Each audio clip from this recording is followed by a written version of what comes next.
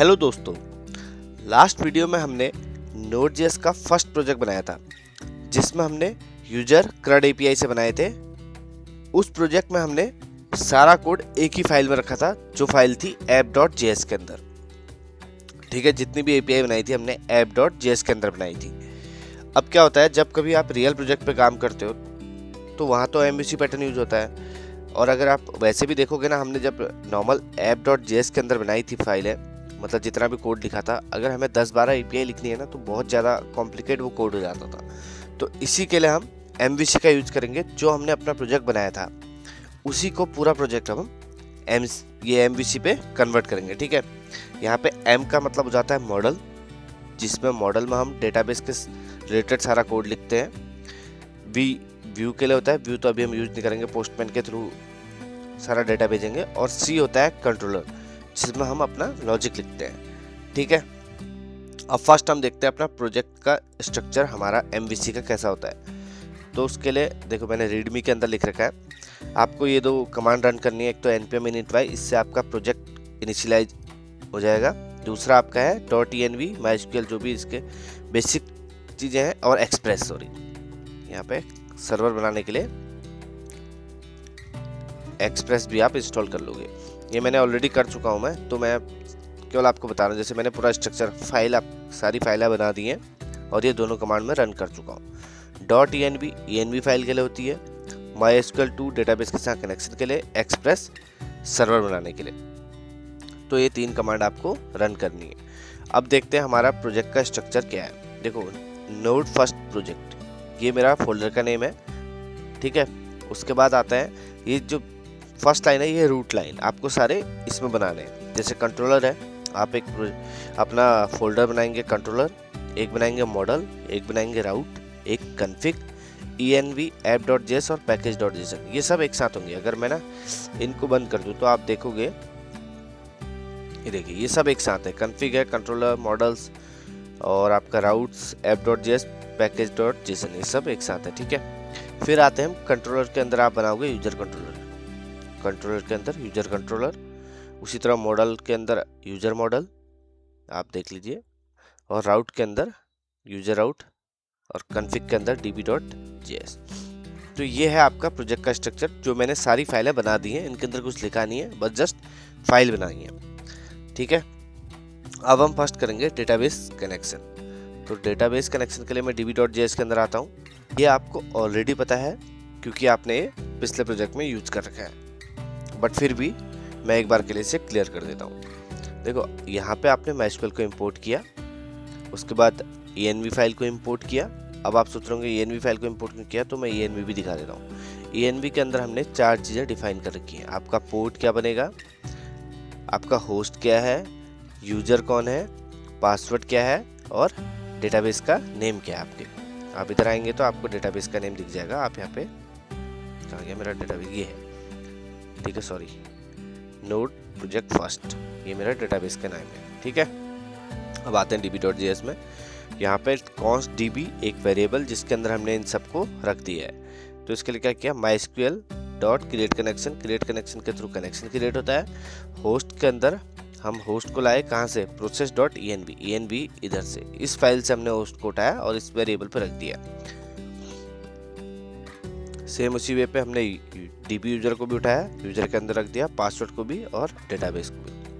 फिर हमने एक फंक्शन बनाया नीचे, फंक्शन का यूज किया db.connect, जो एक फंक्शन है। अगर उसमें एरर आती है तो आपका ब्लॉक कोड इसके अंदर चले जाएगा और आपको एरर शो हो जाएगी। अगर एरर नहीं आती तो आपको कंसोल पे दिख जाएगा डेटाबेस कनेक्टेड। उसके बाद आपने डेटाबेस को एक्सपोर्ट कर दिया। ठीक है, ये है आपका बेसिक कोड, जो आपने सेम पिछले प्रोजेक्ट पे यूज किया, वही मैंने यहाँ पे रख दिया। अब आते हैं मॉडल्स के अंदर। मॉडल के अंदर यूजर मॉडल। अब आपको जस्ट अपना प्रोजेक्ट सोचना है कि आपने क्या करना है। आपके 4 काम क्या थे, एक तो है आपको यूजर क्रिएट करना है, ठीक है, एक API। दूसरी आपकी किस चीज़ की थी कि आपको गेट करना है, फिर आपको उसे एडिट अपडेट करना है, और फिर डिलीट करना है।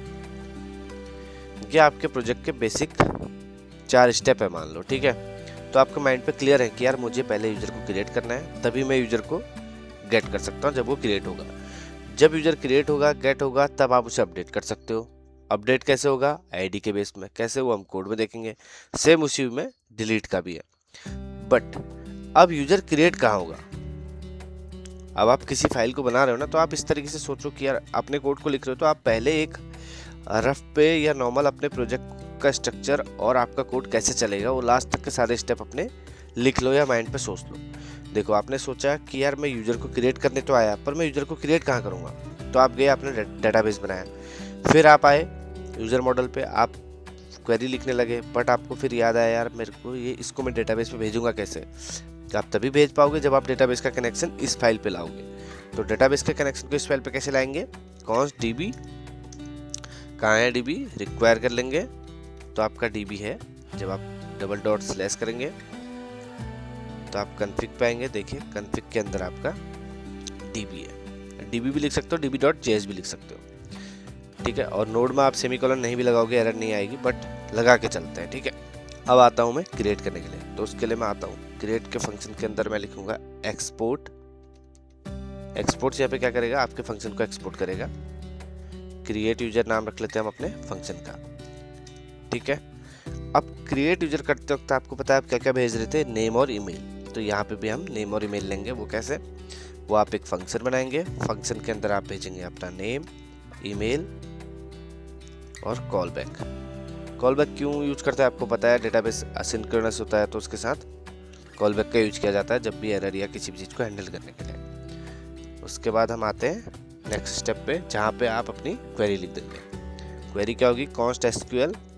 आपको क्वेरी अच्छे से पता है, तो अगर हम डेटा को क्रिएट करें तो हम इंसर्ट इनटू टेबल का नेम दे देंगे यूजर्स, ठीक है। क्या क्या पैरामीटर है? नेम और ईमेल आप भेज रहे हो, इसे बंद करेंगे और वैल्यूज के अंदर हम पैरेंथेसिस में ये क्वेश्चन मार्क बना देंगे जो पैरामीटर से वैल्यू उठेंगी। इसको भी मैं सेम सेमीकोलन से बंद कर देता हूँ। तो insert into users, name, email, values. उसके बाद आप करेंगे डीबी डॉट क्वेरी, फंक्शन का यूज करेंगे। डीबी डॉट क्वेरी क्यों किया? कंफ्यूज मत होना, आपने अपना यहाँ पे डीबी में लिया है। ये देखिए, जो आपका डेटाबेस से आपने फंक्शन मतलब कनेक्शन बनाया, तो आपने उसको एक फंक्शन पे रखा, सॉरी वेरिएबल नेम पे रखा जिसका नेम है डीबी। तो आपने डीबी डॉट क्वेरी चलाया। क्वेरी एक फंक्शन है, डीबी जो डेटाबेस के साथ आपका कनेक्शन बना रहा है, ठीक है। क्वेरी इसका इनबिल्ट फंक्शन है। तो क्वेरी के अंदर आपने पास क्या किया? एसक्यूएल। एसक्यूएल क्यों पास किया? क्योंकि एसक्यूएल के अंदर आपने क्वेरी लिख रखी है, तो वो वेरिएबल आपने यूज किया। उसके बाद आपके रहते हैं आप क्या क्या भेजोगे? नेम, ईमेल और बाहर आके आप कॉल बैक को यूज कर लोगे, ठीक है। यहाँ तक कोई कंफ्यूजन मुझे नहीं लगता ऐसा होना चाहिए। तो ये फंक्शन आपका क्रिएट यूजर का कंप्लीट हो गया। अब आते हैं, इससे कॉपी कर लेते हैं। कॉपी क्यों किया बताता हूँ। तो हम गेट का भी यूज कर लेंगे। तो एक्सपोर्ट क्रिएट यूजर की जगह हम कर लेंगे गेट यूजर, ठीक है। यहाँ पे आपके नेम और ईमेल नहीं जाएंगे। क्यों नहीं जाएंगे? क्योंकि ये सबको गेट करेगा, सारी मतलब पूरे टेबल का डेटा हम एक साथ गेट कर लेंगे। तो कोई पर्टिकुलर पैरामीटर हम इस पे नहीं भेजते हैं। इंसर्ट इनटू यूजर की जगह ये सब मैं हटा दूंगा इधर, ठीक है। इसको हम कर लेंगे सेलेक्ट स्टार फ्रॉम, इसको हटा दो यूजर्स, तो आपकी टेबल से सारा डेटा आ जाएगा। सेम उसी वे में ये हटा देंगे। जब ये ऊपर से पास नहीं किया तो आप इन्हें भेजोगे भी नहीं, ठीक है। तो एसक्यूएल के अंदर केवल आपका कॉल बैक गया, ये हो गया गेट यूजर। इसी वे में मैं फिर से इसे उठा लेता हूँ और यहाँ पे आते हैं अपडेट के लिए। अपडेट के उसमें एक चेंजेस आएगा, वो कैसे आएगा? देखो, क्रिएट यूजर हो गया, तो इसको कर लेते हैं अपडेट, अपडेट यूजर, ठीक है। फंक्शन के अंदर जब आप भेजोगे वैल्यूज तो एक नई वैल्यू जाएगी, वो होगी आईडी। आईडी क्यों जाएगी? वो जब हम कंट्रोलर बनाएंगे आपको क्लियर हो जाएगा, बट मैं वैसे बता देता हूँ। किसी पर्टिकुलर यूजर को अपडेट करोगे तो वहाँ पे हमें एक यूनिक वैल्यू चाहिए होती है जो हमने डेटाबेस के अंदर आईडी ली है। नेम आपको पता है, मान लो रोहित नाम के हैं तो 2 रोहित हो सकते हैं। ईमेल भी सेम हो सकती है। आईडी ऑटो इंक्रीमेंट है, सेम आईडी नहीं हो सकती, हर किसी यूजर की अलग अलग आईडी होगी। तो उसके लिए आईडी का हम यूज करेंगे अपडेट करने के लिए। बाकी सब कुछ इसमें सेम रहेगा। अब क्वेरी आ जाएगी अपडेट, उसके बाद आपकी टेबल का name update users, set name equal to name आ जाएगा और ईमेल इक्वल टू ईमेल आ जाएगा, ठीक है। और यहाँ पे एक वेर क्लॉज लगेगा, where ID equal to ID. बाकी जो आगे का डाटा है ये सब मैं हटा देता हूँ, ठीक है। ये आपकी क्वेरी होगी और हम नेम ईमेल के साथ आईडी को भी भेज देंगे। ये आपका अपडेट यूजर का फंक्शन हो गया। अब मैं इसको फिर से कॉपी कर लेता हूँ और डिलीट के अंदर आके सेम इसी वे में डिलीट यूजर्स। यहाँ पे नेम कुछ नहीं रहेगा। डिलीट पे क्यों नहीं रहेगा? क्योंकि डिलीट पे हम नेम्स के बेस में नहीं आईडी के बेस में कर लेंगे, तो हम केवल आईडी का यूज करेंगे। यहाँ पे ये मैं हटा देता हूँ, ठीक है। ये सब भी वेर को रखने लेते हैं, तो delete from users where ID is equal to ID. जो भी आईडी आ रही है यहाँ से भी नेम और ईमेल को हम हटा देंगे। तो ये हो गए आपके 4 के 4 फंक्शन जो डेटाबेस के साथ कनेक्शन बना के हमने बना दिए हैं, जिसके थ्रू डेटा क्रिएट होगा, यूजर क्रिएट होगा, यूजर गेट होगा, यूजर अपडेट होगा और यूजर डिलीट होगा। अब आ जाते हैं हम अपने कंट्रोलर के अंदर। तो कंट्रोलर में आपका लॉजिक लिखा जाएगा। तो यूजर कंट्रोलर नेम की फाइल के अंदर मैं आता हूँ। यहाँ पे अब लॉजिक किस बेस पे होगा? जो डेटा आ रहा है या जो डेटा आप क्रिएट कर रहे हो उसके लिए आप यहाँ पे लॉजिक लिखते हो। तो सबसे पहले आप उस फाइल को कॉल कर लेंगे जिसके अंदर आपने लॉजिक लिख रखा है, जहाँ आप डेटा जिसके थ्रू डेटा ला रहे हो या डेटा डेटाबेस में भेज रहे हो। तो वो कौन सी फाइल है? वो है आपकी मॉडल की। तो हम सबसे पहले यहाँ पे कॉन्स्ट यूजर मॉडल और इसको हम कर लेंगे रिक्वायर। कहाँ पे है आपकी फाइल? आपकी फाइल है $./model के अंदर आएंगे, उसके अंदर यूजर मॉडल। सेम इसी में आप JS के साथ यूज कर सकते हो, आप .js के बिना भी कर सकते हो। अब हम वही सेम चीज़ है क्रिएट करेंगे। यहाँ भी वहाँ हमने फंक्शन लिखा था केवल डेटाबेस के साथ, अब यहाँ पे लॉजिक लिखेंगे तो हर किसी का पर्सनल एक लॉजिक होगा। एडिट कर लेंगे और डिलीट कर लेंगे, ठीक है। सबसे पहले आते हैं क्रिएट करने के लिए। तो क्रिएट करने के लिए क्या होता है? हम करेंगे एक्सपोर्ट्स, वही सेम क्रिएट यूजर सेम रख रहा हूँ मैं ताकि कंफ्यूजन ना रहे बिल्कुल भी, ठीक है। फंक्शन उसके अंदर आप भेजते हैं रिक्वेस्ट और रिस्पॉन्स, आपको पता है ऑलरेडी। अब इसके अंदर आके अब ये देखना है कि आपने वहाँ देखा था जब आप क्रिएट कर रहे थे तो आप नेम और ईमेल का यूज कर रहे थे, अगर आपको याद है तो यहाँ पे भी हम वो नेम और ईमेल कहाँ से आ रहे थे? वो बॉडी से आ रहे थे, फ्रंट एंड से आ रहे थे basically. Const name equal to request dot body dot name, ठीक है। सेम इसी वे में const email equal to request dot body dot email. तो ये 2 पैरामीटर आपके फ्रंट एंड से आएंगे। कैसे आएंगे वो भी हम पोस्टमैन पे चेक कर लेंगे। उसके बाद आप आते हैं user model dot create user. ये क्यों किया? यूजर मॉडल आपको पता है, आप ऊपर ये वेरिएबल ले रहे हो जिसके थ्रू आप अपने मॉडल की फाइल को कॉल करा रहे हो। तो ये है कि आप यूजर मॉडल को हिट कर रहे हो और वहाँ पे फंक्शन क्रिएट यूजर और इसके अंदर आप भेज रहे हो नेम और ईमेल, ठीक है। उसके बाद आपका फंक्शन आप एक फंक्शन चलाएंगे। फंक्शन के अंदर एरर और रिजल्ट रहेगा, एरर रिजल्ट। क्लियर है इतना? अब हम आते हैं और नीचे एक डिबगिंग के लिए यूज कर लेते हैं। अगर एरर आती है तो ये एरर के अंदर आएगा और हम एरर को भेज देंगे सीधे res.send एरर को, ठीक है। और अगर एरर नहीं आती है तो एल्स ब्लॉक के अंदर हम एक मैसेज भेज देंगे res.send यूजर क्रिएटेड। इसे मैं बंद कर देता हूँ। तो आपका ये यूजर का फंक्शन कंप्लीट हो गया है। इसके थ्रू अब आपका यूजर क्रिएट हो जाएगा। ये हम सारे पहले बना लेते हैं, उसके बाद लास्ट पे हम अपने पोस्टमैन पे चेक करेंगे, ठीक है। तो अब मैं इसे बंद करता हूँ और इसको उठा लेता हूँ फिर से। फिर नीचे आते हैं, क्रिएट की जगह अब हो जाएगा गेट। तो लिख लेते हैं गेट यूजर, सेम वही रहेगा। गेट यूजर में मैंने बोला था मॉडल बनाते वक्त कि हम ये कोई भी पैरामीटर उस गेट यूजर के लिए भेजेंगे नहीं, ठीक है। केवल यहाँ से भी हटा देता हूँ मैं और यहाँ पे रहेगा केवल एरर और रिजल्ट, ये क्रिएट की जगह हम कर लेते हैं गेट यूजर, ठीक है। उसके बाद यूजर्स हो सकता है क्योंकि यूजर मल्टीपल होंगे ना, एक साथ आएंगे, तो उसी वे में गेट यूजर्स कर लेता हूँ मैं। Get users function error result आ गई, अगर एरर आई तो एरर आएगी, और लेकिन यहाँ पे ध्यान रखना है अगर डेटा आएगा तो आप डेटा को भेजोगे, ठीक है।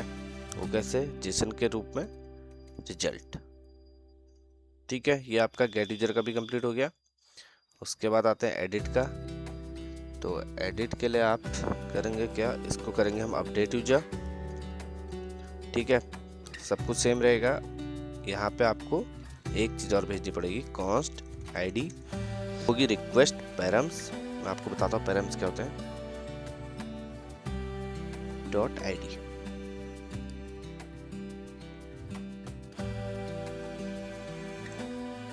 अच्छा request dot params dot ID, ये है पैरम्स। यहाँ पे हम यूज करें, देखो आपको बॉडी तो पता चल गई कि फ्रंट एंड के थ्रू जो भी बॉडी के अंदर डेटा आएगा उसको हम ऐसे लेंगे, लेकिन पैरम्स क्या होते हैं, पैरम जो होते हैं आप जो पैरामीटर में भेज रहे हो, मतलब कि राउट के थ्रू भेज रहे हो। आपने कई बार देखा होगा ऐसे, जैसे आपका राउट है एडिट यूजर, ठीक है। उसके बाद आप ऐसे स्लैश, उसके बाद आईडी आ जाती है कोई भी, जैसे 7 8, आपने अपने राउट में भी देखा होगा ये, अभी बाकी हम पोस्टमैन पे से देख लेंगे, ठीक है।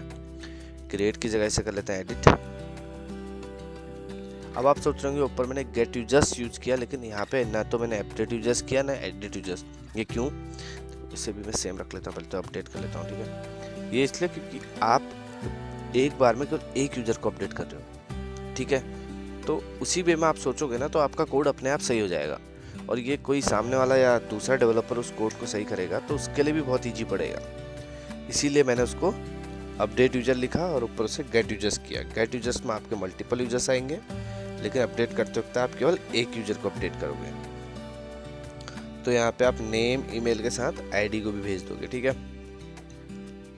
आईडी, बाकी सब कुछ सेम रहेगा। और अगर यूजर अगर आपका अपडेट हो जाता है तो आप इसमें केवल मैसेज भेजते हो यूजर अपडेटेड।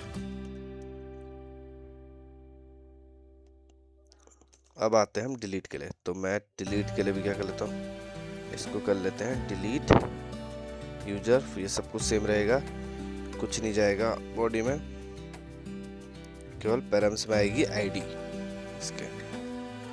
इसके लिए भी, डिलीट के लिए भी, क्योंकि आईडी के बेस में डिलीट होगा, ये मॉडल पे हम ऑलरेडी देख चुके हैं। तो नेम ईमेल को हटा देता हूं मैं,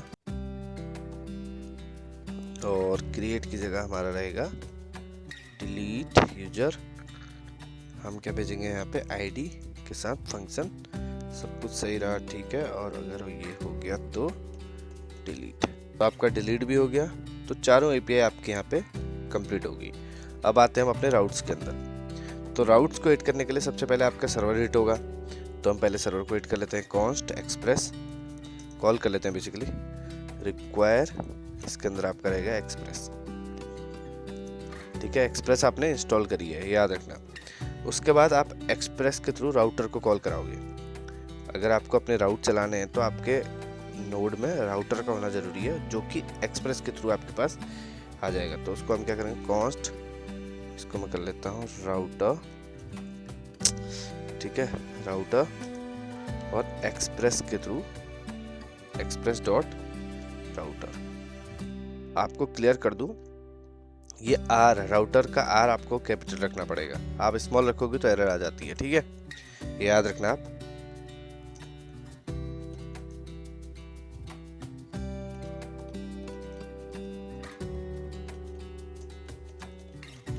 ठीक है। उसके बाद आ जाते हैं कॉन्स्ट यूजर कंट्रोलर। आपका हमने कंट्रोलर को यहाँ पे कॉल कर लिया, वो कैसे, सेम उसी वे में रिक्वायर, जिस फाइल के अंदर आपका कंट्रोलर है के अंदर यूजर कंट्रोलर, इसे मैं कर देता हूँ सेमीकोलन से बंद। अब हम बनाते हैं राउट। अब कंट्रोलर यहाँ पे कॉल क्यों किया, क्योंकि आप राउट के थ्रू कंट्रोलर के फंक्शन को हिट करोगे। वो कैसे, देखो फर्स्ट राउट रहेगा, अब मैं राउटर डॉट पोस्ट, आपका क्रिएट करने के लिए पोस्ट मेथड का यूज होगा, ये आपको ऑलरेडी पता है। पोस्ट गेट पुट पैच हम कब यूज करते हैं, सेम उसी में हमने पिछले प्रोजेक्ट पे भी ये यूज कर रखी है। तो पोस्ट के अंदर आप आएंगे, तो आपका फर्स्ट जो राउट आप हिट करोगे फ्रंट एंड के थ्रू, आपको वो राउट यहाँ पे देना है। तो हम कर लेते हैं क्रिएट यूजर, ऐसा कर लेता हूँ मैं, खाली यूजर बना लेता हूँ, ठीक है, या क्रिएट यूजर ही कर लेते हैं, क्रिएट यूजर नॉर्मल, ठीक है। क्रिएट यूजर के अंदर अब आपका रहता है फंक्शन, किसके थ्रू, यूजर कंट्रोलर, वहां पे फंक्शन का नेम क्या था, क्रिएट यूजर, ये ऑलरेडी आ गया, ठीक है। तो ये आपका हो गया कि क्रिएट यूजर आपका राउट है, ये आपको सेम रखना है तो मैं सेम रख लेता हूँ। इसको आप फ्रंट एंड से एड करोगे, ये आपका कंट्रोलर हो गया, ये कंट्रोलर के अंदर फाइल होगी, तो ये हो गया आपका फर्स्ट राउट, ठीक है। अब मैं इसी को कॉपी करके नीचे आके पेस्ट करता हूँ, router dot gate, method gate की रहेगी क्योंकि आप गेट डेटा को गेट कर रहे हो, तो गेट यूजर कर लेते हैं। यूजर कंट्रोल के अंदर आपके फंक्शन का नेम है गेट यूजर, ठीक है। ये क्लियर हो गया, लेकिन आपको मैंने बताया था कि यूजर्स हमेशा मल्टीपल हमने यूज किए हैं, तो यहाँ भी सेम हम उसी यूज करेंगे, या राउट के लिए छोड़ दीजिए, बट आपने जो फंक्शन बना रखे हैं वो सही बना रखे हैं, गेट यूजर्स। अब आते हैं आपका अपडेट के लिए, तो अपडेट के लिए क्या होता है, देखो आप करोगे अपडेट यूजर्स, ठीक है, अपडेट यूजर, बट यहाँ पे कंडीशन मैंने बोला था, इसके लिए आपके पास पैरम से आईडी आ रही है। जब पैरम से आईडी आती है तो उसको हम कैसे लिखते हैं, आप ऐसे करेंगे और आईडी ये पास कर देंगे। दूसरा आपकी मेथड रहेगी पुट की, और फंक्शन रहेगा अपडेट यूजर, ठीक है। ये क्लियर हो गया होगा। जब भी आईडी आएगी पैरम्स के थ्रू तो आप इस तरीके से यूज करोगे। उसके बाद मैं नीचे आता हूँ, अपडेट की जगह हम कर लेंगे डिलीट,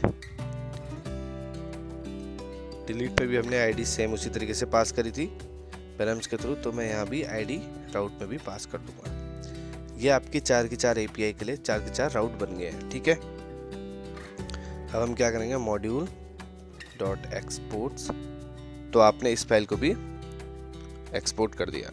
अब आते हैं आपकी ऐप डॉट जेएस में, जो आपकी मेन फाइल है जिसके थ्रू सर्वर रन होगा। तो यहाँ पे सर्वर रन होगा तो सबसे पहले सर्वर को कॉल कराएंगे, ठीक है, रिक्वायर एक्सप्रेस, ये हो गया आपका सर्वर यहाँ पे कॉल। उसके बाद आप क्या करते हो, अपनी हम यहाँ पे डॉट env फाइल को भी कर लेंगे, ठीक है, रिक्वायर डॉट env, और ये कहाँ से आती है, कॉन्फ़िग से, ठीक है, कॉन्फ़िग एक फंक्शन है। ये भी आपका क्लियर हो गया। अब आप यहाँ पे अपने राउट्स को कॉल करोगे, तो राउट्स को कॉल करने के लिए क्या होता है, यूजर राउट्स आपकी फाइल का नेम है, तो आप उस फाइल को यहाँ पे इंपोर्ट करेंगे। वो कैसे, रिक्वायर, वही सेम डबल डॉट स्लैश, कहाँ ले गया मुझे एक, अच्छा बाहर ले गया, तो इसमें हम दोनों रूट्स पे हैं, तो डॉट स्लैश राउट्स, राउट्स के अंदर आपकी फाइल का नेम है यूजर राउट्स, तो आपके राउट भी यहाँ पे कॉल हो गए। अब क्या होता है, कॉन्स्ट ऐप एक मिडिलवेयर की तरह यह काम करेगा, एक्सप्रेस, ठीक है। इसका यूज क्या होगा, देखो आप इसके थ्रू, मैं आपको बना के दिखाता हूँ, आप इसके थ्रू अपना सर्वर या जो भी राउट है इसके थ्रू पास करेंगे, app dot use express dot JSON, ठीक है। अब ये यहाँ पे क्या यूज हुआ मैं इसे बताता हूँ आपको। जेसन पहले फंक्शन है तो मैं जेसन को ऐसे कर लेता हूँ, ठीक है। तो यहाँ पे ऐप के नीचे जो रेड लाइन दिखा रहा है वो क्यों दिखा रहा है, सॉरी, अच्छा ठीक है, हमने इसे वेरिएबल पे रख लिया। आप देखेंगे ना एक्सप्रेस को ऐप के अंदर हमने ऑलरेडी वेरिएबल पे रख लिया, मैं फिर से वेरिएबल डिक्लेयर कर रहा हूँ, आप देख रहे होंगे यहाँ पे। तो ये एरर में भी इसीलिए है। अगर मैं इसको हटा के देखता हूँ एक बार के लिए, ठीक है, तो मैं सेव कर लेता हूँ। आपने एक्सप्रेस को ऐप डॉट यूज के थ्रू जेसन को पास कर दिया, ठीक है। जेसन पास का मतलब ये है कि डेटा आपका जो जेसन में जाएगा ये जेसन को पास कर देगा, यहाँ पे पास कर देगा। उसके बाद आते हैं हम, सॉरी इसे मैं हटा लेता हूँ, एंड पे जाके ऐप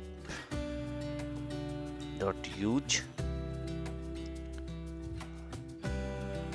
सबसे फर्स्ट जो राउट है मेरा स्लैश है, जब भी वो कॉल होगा तो ये यूजर राउट्स को कॉल कर देगा, ठीक है।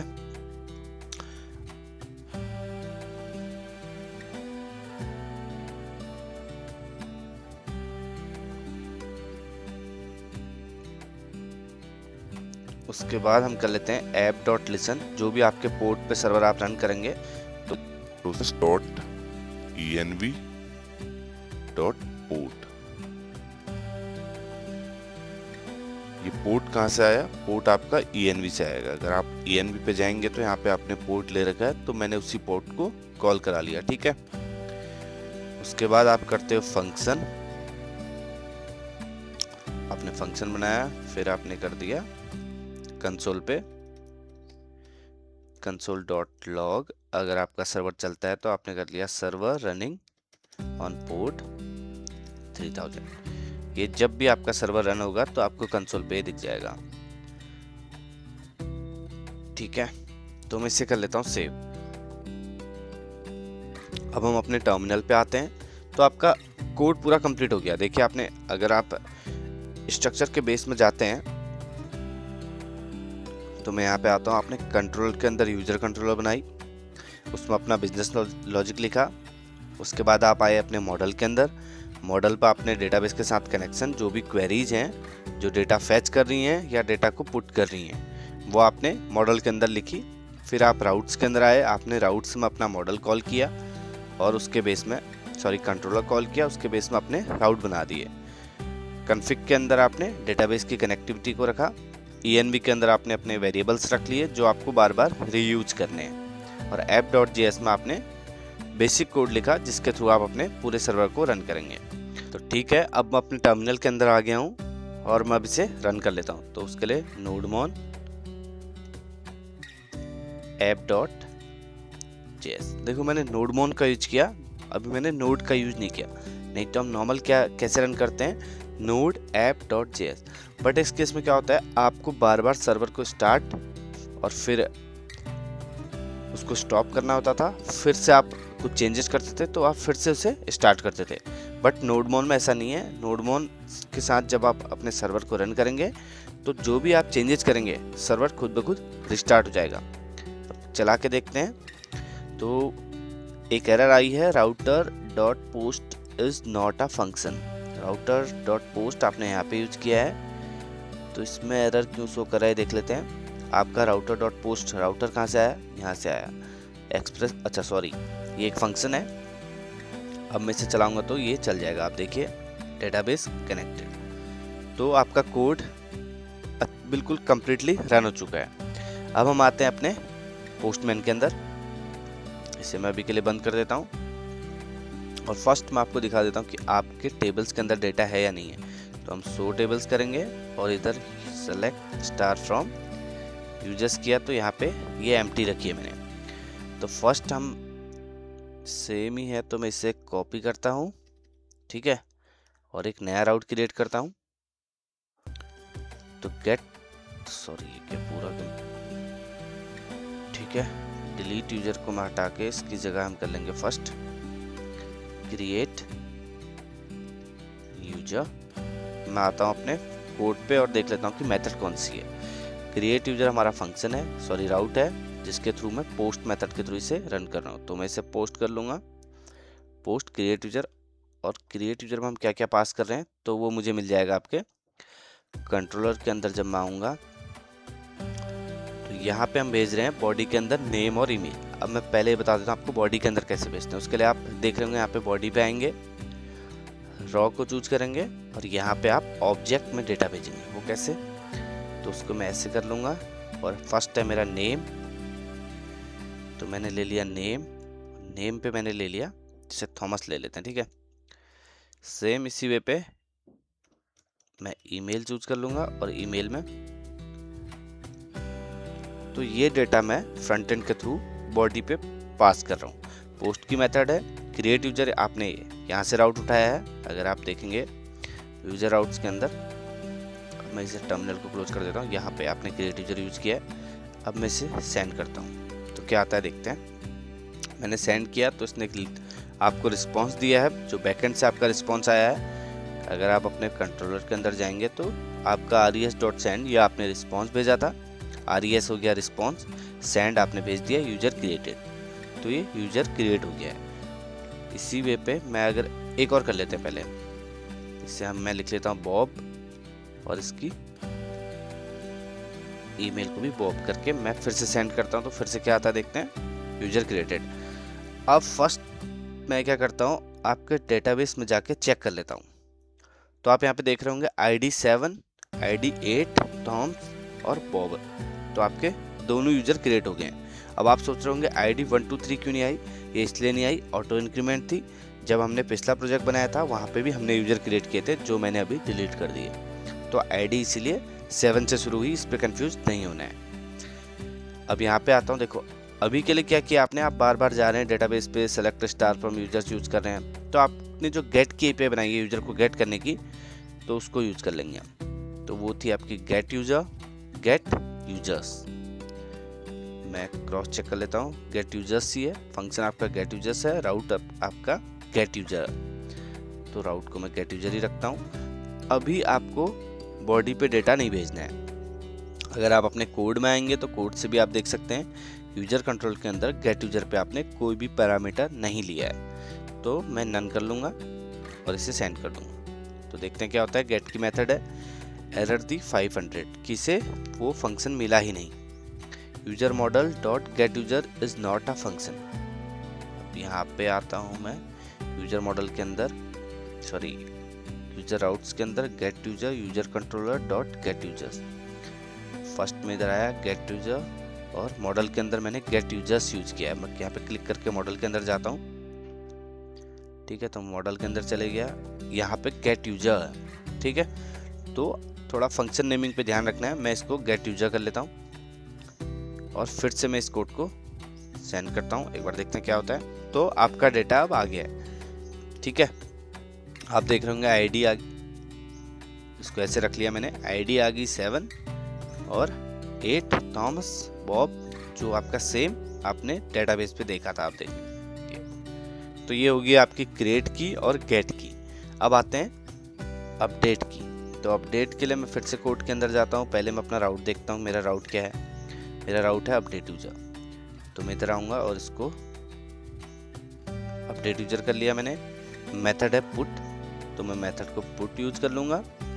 एक चीज़ अब ध्यान रखनी है आपने, यहाँ पे देखना, आपने ID पास करी है, ठीक है, जो आपके मैंने बोला था किस में जाएगी, URL पे। अब उसको URL पे कैसे भेजेंगे वो देखते हैं। सेम वे पे मैं पहले कंट्रोल के अंदर आके चेक कर लेता हूँ, यहाँ मैंने ID भेजी है नहीं भेजी है। तो मैंने यहाँ पे नेम, ईमेल और ID तीनों पैरामीटर भेज रखे हैं। बॉडी के अंदर नेम और ईमेल जा रहा और पैरम्स में आपकी ID जा रही। थोड़ा सा नई चीज़ है, पैरम्स के अंदर कैसे भेजते देखिए। पहले मैं आता हूँ रॉ के अंदर और इससे मैं कर लेता हूँ नीचे। आप यहाँ पे देख रहे होंगे बॉब और बॉब @gmail इसका नेम है। ID मुझे भेजनी है, तो बॉब की ID आप देख रहे होंगे नीचे है 8, तो मैंने 8 यूज कर ली। अपडेट यूजर, अब मैं हिट करता हूँ, देखते क्या होता है। तो एक एरर आई है किसमें, SQL पे। ये दे रहा कि update user set name bobs variety you have error, MySQL पे एरर है। तो ये दे रहा है कि आपकी क्वेरी पे कुछ एरर है। तो मैं क्वेरी पे आता हूँ, क्वेरी है मेरी मॉडल के अंदर। यहाँ पे मैं देखता हूँ update user set name email where ID। Query तो ठीक है, एरर क्या है मैं फिर से देख लेता हूँ एक बार के लिए। अच्छा ठीक है, आप देख रहे होंगे यहाँ पे साफ साफ दे रहा है कि right syntax to near parenthesis. तो यहाँ पे मैं देख लेता हूँ, देखिए मैंने यहाँ पे ये यूज किया है, ब्रैकेट क्लोज किया है लेकिन ब्रैकेट स्टार्ट नहीं किया है, तो उसकी एरर थी। मैं फिर से इसे सेव करता हूँ और सेंड करते हैं। तो देखते हैं क्या होता है, यूजर अपडेटेड। तो अभी तो मैंने कुछ अपडेट किया नहीं था, खाली टेस्ट के लिए किया था, ठीक है। अब मैं करता हूँ बॉब की जगह मैं कर लेता हूँ इसे एडमिन और इसकी मेल भी मैं कर लेता हूँ एडमिन, ठीक है। अब मैं सेंड करके देखता हूँ। तो यूजर अपडेट क्या किया आपने जो पैरम्स के थ्रू हमने ID ली थी वो यहाँ से ID भेजी और बॉडी के अंदर नेम और ईमेल भेजा। अब मैं डेटाबेस पे आता हूँ और चेक करता हूँ, तो आप देख रहे होंगे जो बॉब नेम था वो हो गया एडमिन, अपडेट हो गया, ठीक है। अब इसी बेस में हम चेक कर लेते हैं डिलीट की। तो सेम डिलीट के लिए हमने डिलीट का यूज किया और यहाँ पे केवल ID दे रहे हैं, तो मैं इसे नन कर दूंगा। मुझे कैसे पता है ID दे रहे हैं, मुझे यहाँ से पता है।